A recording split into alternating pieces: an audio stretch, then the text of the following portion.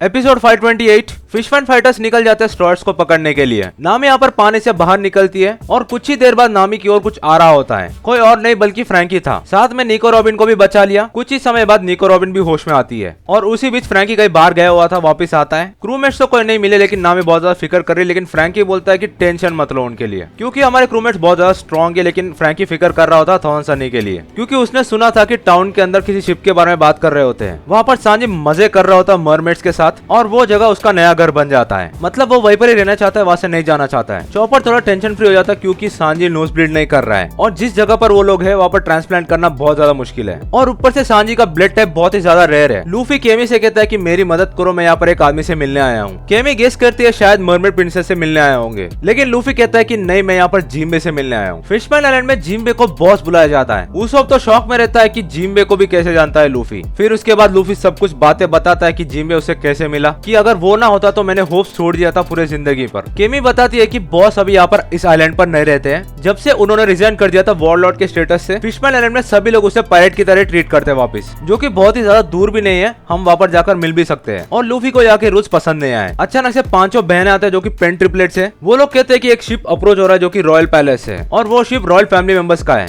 शायद वो लोग यहाँ पर लूफी को अरेस्ट करने के लिए आए, क्योंकि वो लोग सही रास्ते से नहीं आए इसीलिए। केमी सभी को छुपने के लिए कहती है और सांजी तो भाई बहुत ही बढ़िया जगह पर छुपा है। रॉयल शिप अप्रोच होता है। रियोगो किंगडम 3 नेपट्यून ब्रदर्स यहाँ पर आ चुके हैं। नेपट्यून के पहले बेटे का नाम है फुकाबोशी, दूसरे का नाम है रियूबोशी, तीसरे का नाम है मम्बोशी। वहाँ के मरमेड से पूछता है कि यहाँ पर कोई पायरेट है, तो लोग जवाब देते हैं कि नहीं। ठीक उसी जगह पर फिशमैन फाइटर्स भी पहुंच जाते हैं। रॉयल शिप वहाँ से रिटर्न जा ही रहा होता, लेकिन सांजी अपने आप को रोक नहीं पाता है और बहुत ही जोर से नोज ब्लीड करता है। सभी लोग पैनिक हो जाते हैं और तीनों भाई पीछे मुड़कर देखते हैं कि लूफी वहाँ पर मौजूद है। वापस उसी जगह पर रिटर्न आते हैं और शिप से सोल्जर्स भी उतरते हैं। सीन वहाँ से जोरो पर शिफ्ट होता है। कुछ सोल्जर्स ने जोरो को घेर लिया है। दूसरी तरफ चॉपर सोल्जर से कह रहा होता है कि हमको बाद में अरेस्ट कर लेना, अभी के लिए मेडिकल इमरजेंसी बहुत ही ज्यादा जरूरत है। 1 घंटे में डोनर नहीं मिला तो मर जाएगा और उसका ब्लड ग्रुप है SRH नेगेटिव। इवन यहाँ पर लूफी भी बेक करता है उन सोल्जर से, लेकिन केमी समझा रही होती है कि फिशमैन और ह्यूमंस का सेम ब्लड होता है, लेकिन थोड़ा कॉम्प्लिकेटेड है। मतलब मैटर कॉम्प्लिकेटेड है। पीछे से तीनों फिशमैन फाइटर्स आगे आते हैं। वो कहता है कि अगर कोई भी फिशमैन ह्यूमंस को ब्लड देता है तो हम मेक श्योर करते हैं कि उसको पनिशमेंट जरूर मिले, और यहाँ के फिशमैन बहुत ज्यादा खुश होंगे उसको पनिशमेंट मिल रहा बोलकर। यहाँ पर एक लॉ है कि फिशमैन कुछ भी शेयर नहीं कर सकते ह्यूमंस के साथ, और हमारा कैप्टन हॉडी जॉन्स तुमसे मिलना चाहता है तो हमारे साथ फिशमैन डिस्ट्रिक्ट चलो। लूफी सेकंड गियर अनलॉक करता है, लेकिन फिशमैन पीछे हट जाते हैं। उनका पेट लूफी पर हमला करता है, लेकिन उसे रोक देता कॉनकरो साकी से। उस सीन को देखकर सभी लोग शॉक में हैं। केमी ने रॉयल शिप को कंट्रोल में ले लिया है। लूफी अपने क्रू को लेकर वहां से निकलता है। उस जगह से टाउन में चले जाते हैं। एपिसोड के एंड में हमें पता चलता है कि प्रिंसेस उन्हें एनिमीज नहीं मानते हैं, बल्कि उनके पास एक मैसेज था जिम्बे की तरफ से स्ट्रॉयर्स को पहुंचाने के लिए। Episode and. सब्सक्राइब।